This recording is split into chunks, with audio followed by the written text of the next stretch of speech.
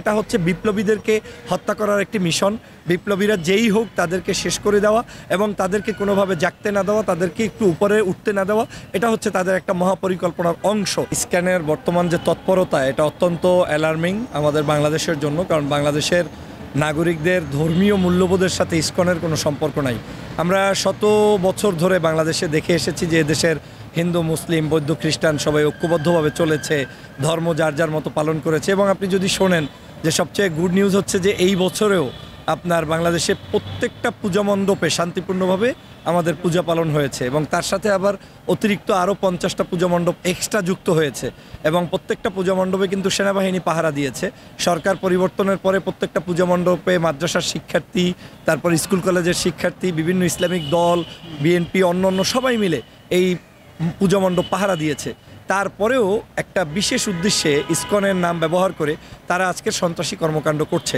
আপনি জানেন যে গত দুদিন আগে যে দুর্ঘটনাটা ঘটলো চিন্ময়কে কেন্দ্র করে, একটা মানুষ আইনের আদালতে তাকে যেতেই হতে পারে, তার গ্রেপ্তার হতেই পারে, শান্তিপূর্ণ প্রতিবাদ সেখানে থাকতেই পারে, কিন্তু সেখানে তাকে গ্রেপ্তারকে কেন্দ্র করে চট্টগ্রামে একজন ভাই অ্যাডভোকেট সাইফুলকে হত্যা করা হলো, এবং সে একজন ইয়াং, আমাদের চেয়ে ছোট বা সমসাময়িক বয়সের, তার মতো একজন মানুষকে এই যারা হত্যা করলো তারা কি আপনি মনে করেন কোনো হিন্দু ধর্ম পালনকারী ব্যক্তি?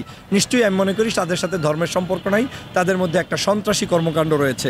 আপনি দেখেছেন গতকালকের এই হাসনাত আবদুল্লাহ, তারপরে সার্জিস, তারা কিন্তু একটা জায়গা থেকে চট্টগ্রাম থেকে জানাজা শেষ করে ঢাকার উদ্দেশ্যে রওনা দিয়েছে, কিন্তু এই টকবগে দুই যুবককেও হত্যার উদ্দেশ্যে সহ তাদের সাথে আরও যারা ছিল তাদের গাড়িকে ট্রাক দিয়ে অতিরিক্ত হত্যা করতে চেয়েছে, চাপা দিতে চেয়েছে।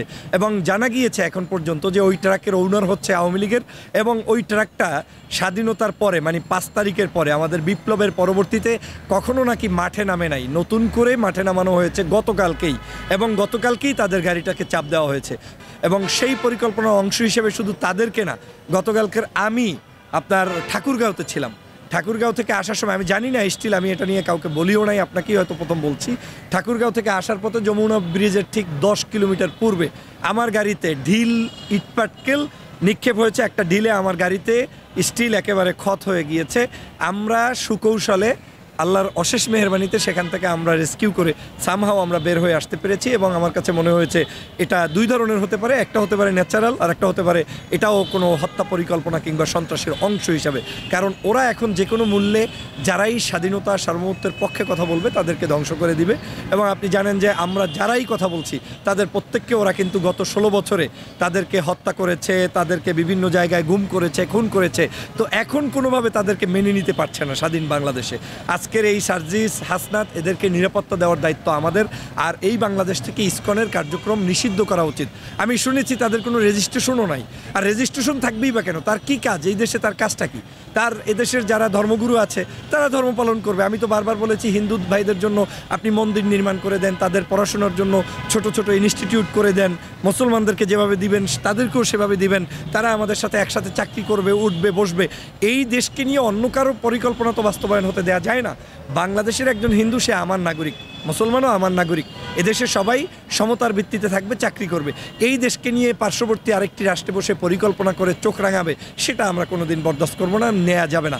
আমরা আমাদের বাংলাদেশের, নতুন বাংলাদেশে যেটা চাচ্ছি পররাষ্ট্রনীতিতে, সেটা হচ্ছে সমগ্র বিশ্বের সাথে সমতার ভিত্তিতে সম্পর্ক। ভারতের সাথেও আমাদের সম্পর্ক খারাপ হবে সেটা নয়, কতটুকু হবে, যতটুকু তারা আমাদেরকে সার্ভিস দিবে, ভালোবাসবে, আমরা তাদেরকে ততটুকু গ্রহণ করব। কিন্তু এর অন্তরালে যদি আমাদের দেশকে ক্ষতি করতে চায় সেটা আমরা মেনে নিব না। দেখেন, ইসকনটাকে পরিকল্পিত উপায়েই তারা কিন্তু বাংলাদেশে ব্যবহার করতে চেয়েছে। গত 16 বছরে আপনি যেটা দেখেছেন, ইসকনের যে এই যে গ্রেপ্তার হলো চিন্ময়ের 2021 সালের একটা স্পিচ আছে, ইফ ইউ সি দ্যাট, আমি জানি না যে সেটা দেখেছেন কিনা। সেই বক্তব্যে তিনি স্পষ্ট বলেছেন যে ইসকন প্রতিষ্ঠা হয়েছে শেখ হাসিনাকে শক্তিশালী করার জন্য। এই যে ওয়ার্ডটা বললাম, হুবহু এই ওয়ার্ড বলেছেন এই চিন্ময়। তাহলে তার মানে কি, ইসকনটাকে এখানে পাঠানো হয়েছে শুধু শেখ হাসিনাকে রেস্কিউ করার জন্য, তাকে যে কোনো মূল্যে এখানে এস্টাবলিশ করার জন্য। এবং সে কারণেই শেখ হাসিনা এটাকে বলতে দেয়নি, প্রচার করতে দেয়নি। হয়নি, কিন্তু তলে তলে তারা রাষ্ট্রের আমাদের যে একটা সুন্দর ঐতিহ্য রয়েছে, ধর্মভিত্তিক মানুষের একসাথে সম্প্রীতি রয়েছে, এবং এখনও আমি বলছি আমরা হিন্দু মুসলিম সবাই থাকবো। একজন জার্নালিস্ট সে হিন্দু হতে পারে, মুসলমান হতে পারে, আমরা একসাথে চলবো খাবো, কিন্তু আমরা জঙ্গি কিংবা সন্ত্রাস কিংবা সেটা মুসলমান নামে হোক কিংবা হিন্দুর নামে হোক সেটা আমরা করতে দিব না। কিন্তু আমরা বিগত দিনে কি শুনেছি, দাড়িওয়ালা টুপিওয়ালা ইসলামওয়ালার বিরুদ্ধে স্লোগান, তাদেরকে সন্ত্রাস হিসেবে আখ্যায়িত করা হয়েছে, ভালো মানুষগুলোকে অন্যদিকে তলে তলে আপনার ইসকন নামক একটা সন্ত্রাসী সংগঠনকে তারা এই জায়গায় সুযোগ করে দিয়েছে। এবং আমি মনে করি এটা রাষ্ট্রের টাকা পয়সা ব্যবহার করে তারা আমাদের বিরুদ্ধে চরম মাত্রার একটি মহাপরিকল্পনা নিয়ে মাঠে নেমেছে। সেটা নিয়ে যুব সমাজ এখন যেভাবে তৎপর, এই তৎপরতা রক্ষা করতে হবে এবং আগামী দিনে তাদেরকে বাংলাদেশের প্রত্যেকটি জায়গা থেকে এই হিন্দু ভাইদের মাধ্যমেই বিতাড়িত করতে হবে। হিন্দু ভাইদেরকেই কথা বলতে হবে, তাদেরকেই বলতে হবে ইসকনের সাথে আমাদের ধর্মের কোনো সম্পর্ক নাই, আমরা ধর্ম পালন করব, স্বাধীনভাবে করব। কিন্তু যারা কুচক্রী মহল হিন্দু, যারা সন্ত্রাসী করতে চায়, তাদেরকে কোনোদিন তারা বিলং করলে তাহলে আমাদের এই সাম্প্রতিক যে সম্পর্ক রয়েছে, আমাদের যে সার্বজনীন একটা ঐতিহ্য রয়েছে, সেটা নষ্ট হয় না। ইসকনের টার্গেট হচ্ছে যে এই মুহূর্তে বাংলাদেশে তারা যে কোনো মূল্যে একটি অরাজকতা পরিস্থিতি তৈরি করে আবারও শেখ হাসিনাকে ব্যাক করাতে চায়। তাদের কিছু ইন্টারন্যাশনাল এজেন্ডা থাকতে পারে। প্রথমত হচ্ছে তারা এই দেশে তাদের মনোপুত সরকার প্রতিষ্ঠা করা। এই সরকার প্রতিষ্ঠা হলে তারা এই দেশে তাদের মতো করে রাষ্ট্র ব্যবস্থা সাজাইতে পারে, তাদের মতো করে অফিসার স্টাফ চাকরি বাকরি সব কিছুতে এক বাক্যে তারা আমাদেরকে কন্ট্রোল করতে চায়। কিন্তু আমরা তো এটা করতে দিব না, দাদাবাবুদের চক্রান্ত এখানে বাস্তবায়ন হতে দেওয়া যাবে না। তারা কিন্তু আপনারা জানেন, এই যে রানা দাশগুপ্ত একজন আছে, হিন্দুদের একজন নেতা, সবসময় ওই হিন্দু মুসলিম বৌদ্ধ মানে হিন্দু বৌদ্ধ ঐক্য পরিষদ নামের একটা আছে, এবং সেখানেও দেখেন এক ধরনের আপনার কি বলে মুসলিম মানে তার মানে কি মুসলিমরা আপনার উপরে জুলুম করছে, ওই সংগঠনের নামের সাথেই কিন্তু একটা বৈপরীত্য দেখা যাচ্ছে।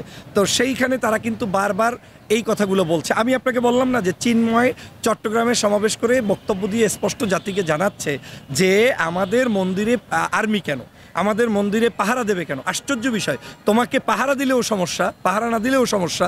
একটা দুর্ঘটনা আওয়ামী লীগ এখানে এসে ঢুকিয়ে যাবে, তারপরে তোমরা আবার আমাদের কি বলবা যে এখানে কোনো স্বাধীনতা নাই, মানুষের কোনো ধর্মীয় স্বাধীনতা নাই? সেটা তো হতে পারে না। তো এত বড় নিরাপত্তা দেওয়ার পরে যারা আমাদের এই নিরাপত্তা ব্যবস্থাটাকে চায় না, তার মানে তাদের একটা ভিন্ন উদ্দেশ্য আছে। তারা চায় সন্ত্রাসী হোক, তারা চায় সেখানে মারামারি হোক, তারা চায় বিভিন্ন ধরনের অপকর্ম হোক। এবং গতকালকে পরশু যে সাইফুলকে হত্যা করেছে আপনি দেখেছেন কি নির্মমভাবে। এই বাংলাদেশে তো বহু মানুষ গ্রেপ্তার হয়েছে, খালেদা জিয়া গ্রেপ্তার হয়েছে, মামুনুল সাহেব গ্রেপ্তার হয়েছে, সাইদি সাহেবের ইন্তেকাল হয়েছে, কোনো জায়গায় প্রিজন ভ্যান ঘিরে কাউকে হত্যার নজির বাংলাদেশে নাই। কিন্তু এই প্রথম আমাদেরকে দেখালো, এবং সেটার সাহস আমি মনে করি তারাই দেখিয়েছে এবং তারাই করেছে। এই প্রমোশনের যে উদ্যোগটা তারা নিচ্ছে, এই উদ্যোগটা একটি ভয়াবহ উদ্যোগ। এবং বাংলাদেশে আপনি যদি হিসাব করে দেখেন, গত 16 বছরে অন কাইন্ড অফ মুসলিমরা কিন্তু মাইনরিটির জায়গায় না, মানে মেজরিটির জায়গায় ছিল না, মাইনরিটি ছিল। এবং এটা কেন ছিল? জনসংখ্যার ভিত্তিতে না, চাকরির ভিত্তিতে। ডিসি দেখলে দেখবেন, এসপি দেখলে দেখবেন, সচিব দেখলে দেখবেন, শতকরা 30% হয়তো মুসলমান কোটায় সেখানে নাই, বাকি 70% 80% তাদের লোকজন। তো এই ইসকন কিন্তু সেই রকম করেই কোটা চালু করতে চায়, তাদের যে কোনো মূল্যে তাদেরকে নিতে চায়। আর আওয়ামী লীগের একটা তাদের নিজেদের একটা অবস্থান ছিল এরকম যে তারা বিশ্বাস করতো তাদেরকেই, কারণ তারা অন্তত এদেশের মুসলিম আওয়ামী লীগকেও তারা বিশ্বাস করতো না। সে কারণে হিন্দুত্ববাদ প্রতিষ্ঠার জন্য এবং তাদেরকে এখানে ঢুকিয়ে একটি উগ্র মানসিকতা প্রচার করার জন্য তারা এটা করতো। আপনাকে ভেরি ক্লিয়ার করে বলতে চাই, আমরা কিন্তু হিন্দু মুসলিম সবার পক্ষে, কিন্তু ন্যায্যতার ভিত্তিতে। আপনি যোগ্যতায় ভালো যাবেন, স্বাধীনভাবে কথা বলবেন, কিন্তু আপনি স্বাধীনভাবে কথা বলতে গিয়ে আপনি আমার উগ্রতা ছড়াবেন, সেটার পক্ষে আমরা নই।